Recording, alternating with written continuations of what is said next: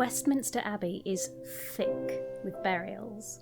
So many people are buried here that we don't know how many, because for the first 600 years of the Abbey's life, no one was keeping records. There are 17 rulers of England and 1 Queen of Scots buried here. There are 8 prime ministers. There's a whole corner of writers and another of scientists. Walking through the choir aisles and the side chapels, you can get the sense that you're in some sort of memorial junkyard. Plaques and busts and effigies are piled up as high as you can reach, and you literally can't walk in Westminster Abbey without stepping on someone's tombstone. But there is one grave that stands alone. On it, you can see it says, "Beneath this stone rests the body of a British warrior, unknown by name or rank." This is the grave of the unknown warrior, a mystery British soldier from World War I. These days, lots of countries and lots of wars have buried unknown warriors, but in 1920 this was a new idea. It comes from a chaplain called David Railton. As a chaplain at the front, he is inundated with requests from families back home asking where sons, brothers, fathers and husbands are buried. Now, Britain has fought a lot of wars, but death in the First World War was really on an unprecedented scale. An estimated 900,000 people from Britain, both soldiers and civilians, died in the war. 60,000 from London alone. Everyone, every family knew someone who died. To this day, there is a World War I memorial with a list of names in every village, every parish church, every town square in the country. But given the scale of the casualties during the war, Britain bans the repatriation of bodies. So even if you know what happened to your Eric or Tom or Albert, you don't have a grave you can mourn at. The only thing Railton is allowed to give these families is a map reference. And then one day he's at the front and he sees a grave marked "An unknown British soldier." He gets the idea to bring home a single unknown British soldier for burial as a representative of all those who died unmemorialised.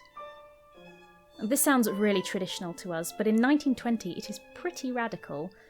Before World War I, memorials were usually just statues of the generals.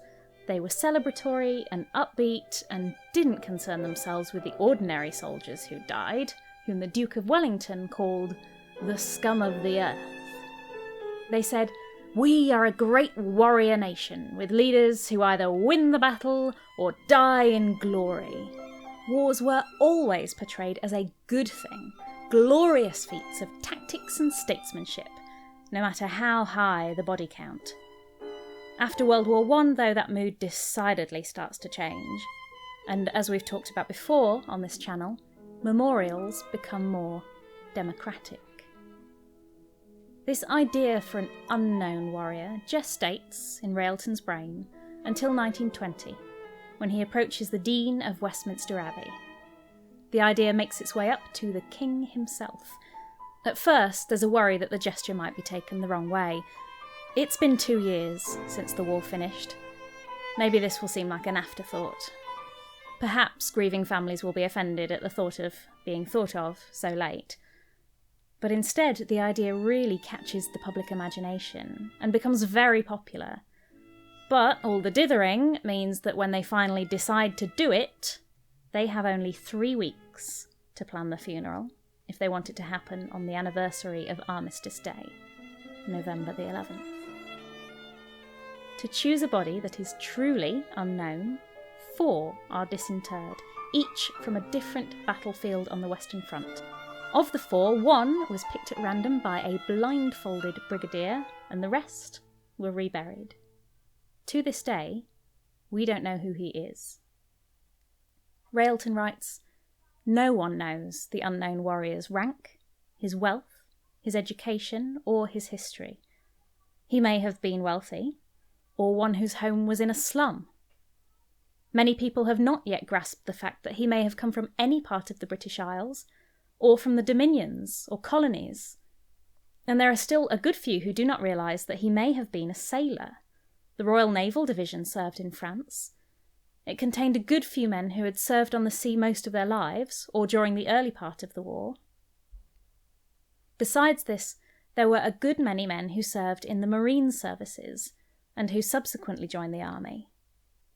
He may have been one of the clergy of the church, who served as a combatant officer, or in the ranks. No one knows what his profession was. He may have been, till his country called, one of the idle rich. It is quite likely that he was a communicant of the church, or a Roman Catholic, a Jew, a Salvationist, a Wesleyan, a Presbyterian, or a member of any other or no religious denomination. He's given a coffin made with English oak and a crusader's sword fixed to the top. On the 10th of November, the day before the anniversary of the armistice, the coffin arrives on British soil at Dover. Crowds gather just to watch his train carriage go by toward London. On the 11th of November 1920, it makes its way in procession from Victoria Station to the Abbey. On its journey, it is accompanied by 100 women who have lost husbands or sons, 1,000 soldiers, and the 12 highest-ranking members of the British military. A 19-gun salute is performed, which is traditionally reserved for the death of an officer with the very highest rank. The funeral takes place at Westminster Abbey itself. Originally, the plan is for the ceremony to be attended by high-ranking members of the military. But when this plan is announced, people are outraged. Surely, the point of the unknown warrior is to allow ordinary families a chance to grieve. Why should the top brass, who sat out the war safely in their offices, be given a seat over the people who the grave is supposed to be for? In the end, members of Parliament give up their seats for the bereaved. The funeral is attended by 1,000 widows, 100 of whom not only lost their husband, but all their sons as well. Even the staff in the church that day feel it is one of their loved ones being laid to rest. There are choir boys who lost brothers, ushers who lost sons. After the funeral, they plan on letting him lie in state for 3 days. But 4 days after the funeral, the queue to lay down flowers at the grave is still 7 miles long. It isn't until a week later that the burial finally happens. The huge crowds aren't there to see an unknown warrior. They are there for their brother, their son, their husband, their neighbour. He means something. He means somebody to everybody who saw him. People who lay wreaths don't address them to the unknown warrior. When you look at the cards and flowers that were laid, they're all addressed to someone's son, someone's husband, someone's brother. Around the grave, you can see clusters of poppies. On many of the battle sites, the fields are so torn up by tanks and shrapnel that people fear nothing will ever grow there again. But there is one thing that does take root quickly afterwards, in the absence of crops, which is the poppy. It comes to be adopted as a symbol of remembrance.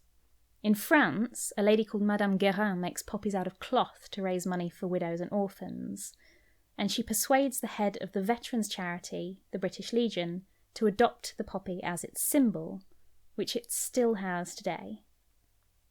They first sell poppies in 1921. They order 9 million, and they sell out almost immediately. To this day, there is a tradition that royal brides leave their wedding bouquets at the grave, like the Queen Mother, and more recently Catherine Middleton and Meghan Markle, and every official visit by a head of state starts with laying a wreath on the grave. Even during lockdown in 2020, the Queen came out of her isolation to mark the anniversary of his burial. As the epitaph says, he is unknown and yet well known, and buried among kings.